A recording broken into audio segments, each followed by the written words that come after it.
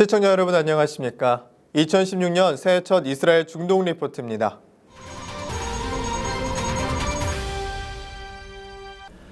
새해 첫날부터 이스라엘에서는 총기 테러가 벌어졌습니다. 아랍계 남성으로 추정되는 범인은 텔아비브 도심에 있는 식료품점에서 기관총을 30발가량 무차별적으로 난사해 2명이 숨졌고 8명이 중상을 입었습니다. 중동 정세가 더욱 불안해지고 있습니다. 현지 시간 2일 수니파 종주국인 사우디아라비아가 시아파 종주국인 이란의 종교 지도자가 포함된 테러 혐의자 47명을 집단 처형해 지난 1400여 년간에 이어진 수니파와 시아파 간의 갈등이 다시 불거졌습니다.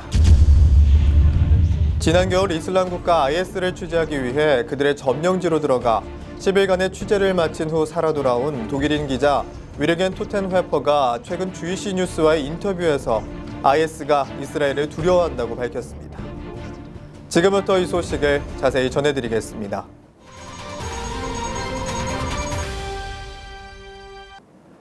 첫 소식입니다. 이스라엘의 경제 수도인 텔아비브에서 현지 시간 1일 총기 난사 사건이 발생해 최소 2명이 숨지고 8명이 중상을 입었다고 예루살렘 포스트 등 현지 언론이 보도했습니다. 이스라엘 경찰에 따르면 이날 오후 텔아비브 도심 상업지구에 있는 디젠고프의 심타란 이름의 식당에서 한 괴한이 경기관총 30발가량을 무차별적으로 난사하고 나서 달아났습니다. 이번 총격으로 이스라엘인 2명이 병원으로 이송 도중에 숨졌고 또 다른 8명이 중상을 입었습니다. 부상자 중에 4명은 중태라고 알려졌습니다. 이 가게 주인인 나티 샤케트는 이스라엘 방송 채널2와의 인터뷰에서 식당 바깥 벤치에 앉아있던 한 남성이 가방에서 갑자기 기관총을 꺼내고 나서 모든 방향으로 총탄을 발사했다며 이 사건은 분명한 테러리스트들의 공격이라고 주장했습니다. 이스라엘 경찰은 즉각 수색이 나서 용의자 1명을 인근 고든거리에서 체포했으나 실제 총격을 가한 남성은 아직 붙잡히지 않고 있습니다. 용의자는 이스라엘 북부 아라라 출신의 29살 청년 나샤트 밀햄으로 TV에서 방송되는 총기 난사 사건 현장을 지켜본 그의 아버지가 자신의 아들임을 발견하고 당국에 신고해 이를 토대로 용의자를 추적 중입니다.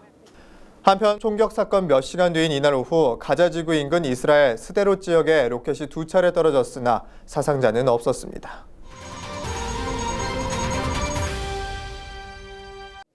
사우디아라비아의 시아파 지도자 집단 처형이 중동의 양대맹주의자 라이벌인 사우디와 이란 간의 정면 충돌로 비화하고 있습니다.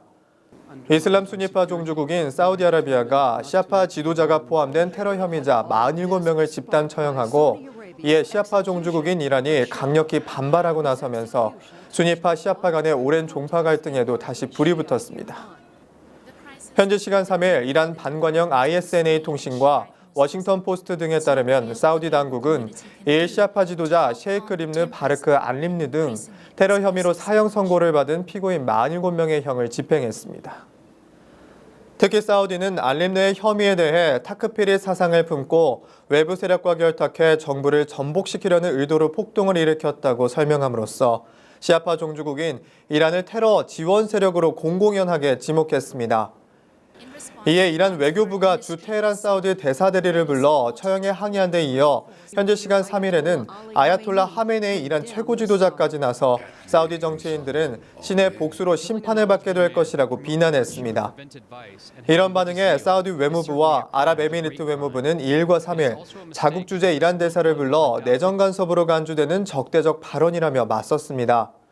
또 사우디는 3일 별도 성명을 통해 이란이 테러리즘을 지원한다는 민낯을 드러냈으며 이란은 중동 테러리스트들의 파트너라고 역공했습니다.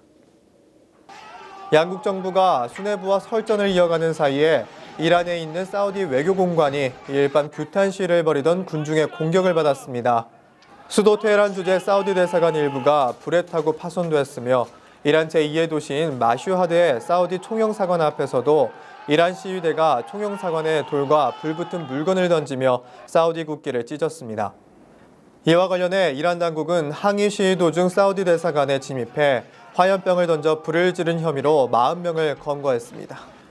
이에 사우디는 현지 시간 3일 대사관 습격에 대한 대응으로 국교 단절 조치를 취했습니다. 아델 알 주베이르 사우디 외무장관은 사우디에 주재하는 이란 외교 관계자는 48시간 내에 즉각 떠나라고 통보하면서 사우디 안보를 위협하는 행위를 자시하지 않을 것이라고 밝혔습니다. 갈등이 번지자 국제사회에서는 일제히 우려를 표명했습니다.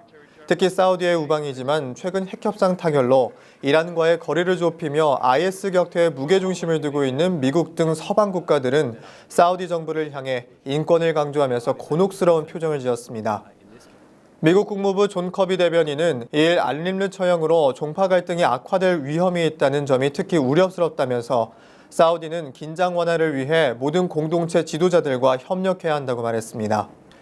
페데리카 모게리니 EU 외교안보 고위 대표도 알림르 처형은 이미 중동 전체에 큰 피해를 입힌 종파 갈등을 더욱 키우고 위험한 결과를 초래할 수 있다고 지적했습니다.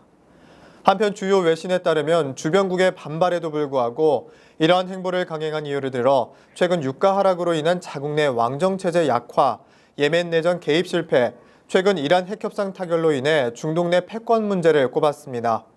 특히 이란과 핵협상을 주도해왔지만 우방국인 걸프 6개국과의 안보 협력에 미적거렸다는 미국에 대한 불만의 표출이라는 분석입니다. 이스라엘 검찰은 현지 시간 3일 팔레스타인 가정집에 불을 질러 18개월 된 아기와 부모를 숨지게 한 혐의로 유대인 4명을 기소했습니다. 검찰은 벤 우리엘과 미성년자 1명 등 2명을 살인 혐의로 기소했으나 범행에 가담한 나머지 2명에게는 폭행 혐의를 적용했습니다. 이들 4명 이외에 이번 사건으로 체포된 나머지 피의자들의 신병 처리에 대해서는 아직 확인되지 않고 있다고 이스라엘 일간 하레츠가 전했습니다. 이스라엘 국내정보기관 신베트와 경찰은 지난해 8월부터 12월까지 유대인 정착촌에서 팔레스타인 가정집 방화에 관련된 유대인들을 체포한 것으로 알려졌습니다. 한편 지난달 말에는 팔레스타인 아기 살해를 환호한 또 다른 극단주의 이스라엘인 4명이 이스라엘 경찰에 의해 체포됐습니다.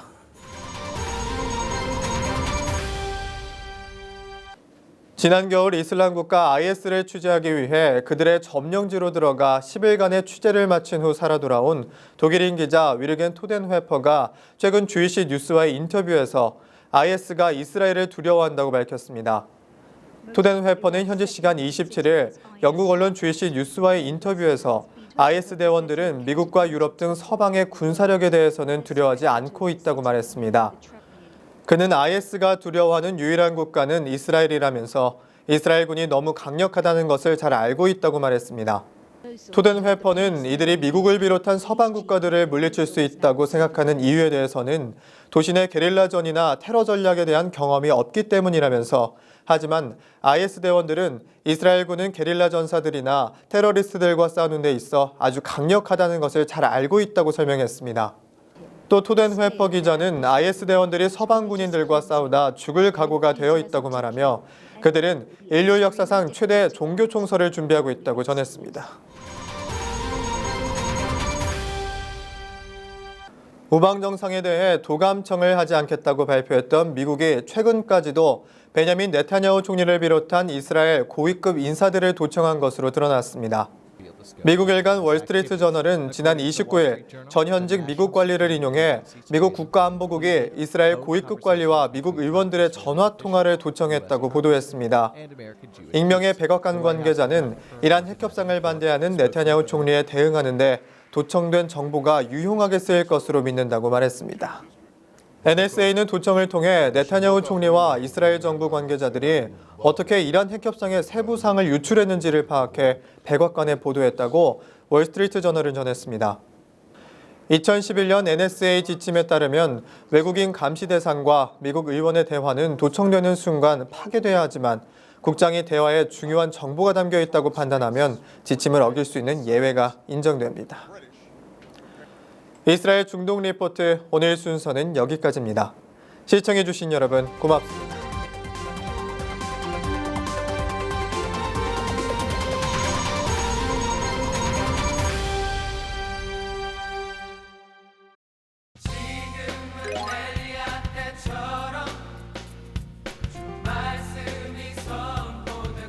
사랑해요 이스라엘.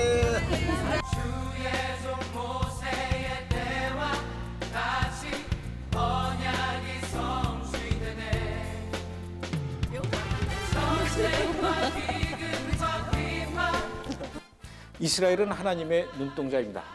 이스라엘은 우리 인류를 향해 갖고 있는 하나님의 시간표를 알 수 있는 곳이죠.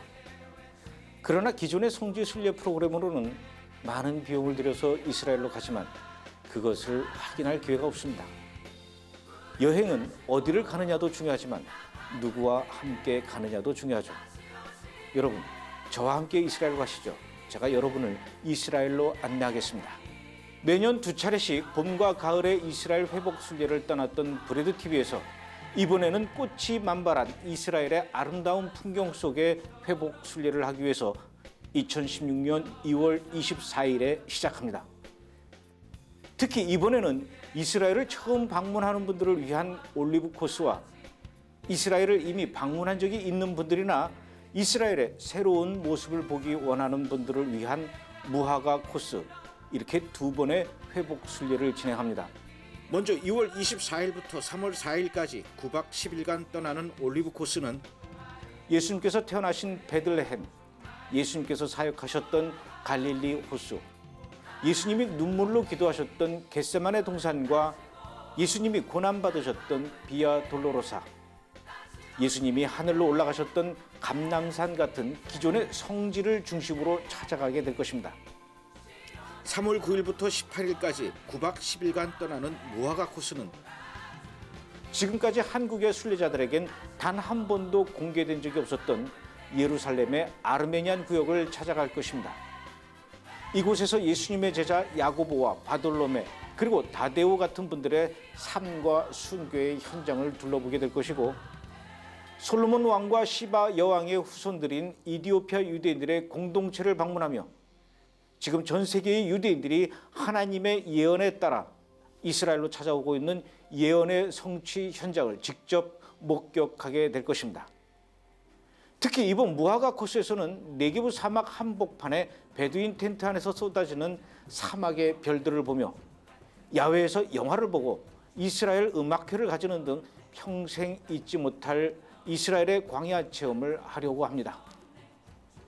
올리브 코스와 무화과 코스 모두 공통적으로 이번 회복 순례를 통해 현재 하나님께서는 이스라엘을 통해 어떻게 일을 하고 계시는지, 이스라엘에서는 지금 어떤 일들이 일어나고 있는지 그 회복의 현장에서 주인공들을 직접 만나 이야기를 들어보고 함께 기도하는 시간을 가지도록 하겠습니다.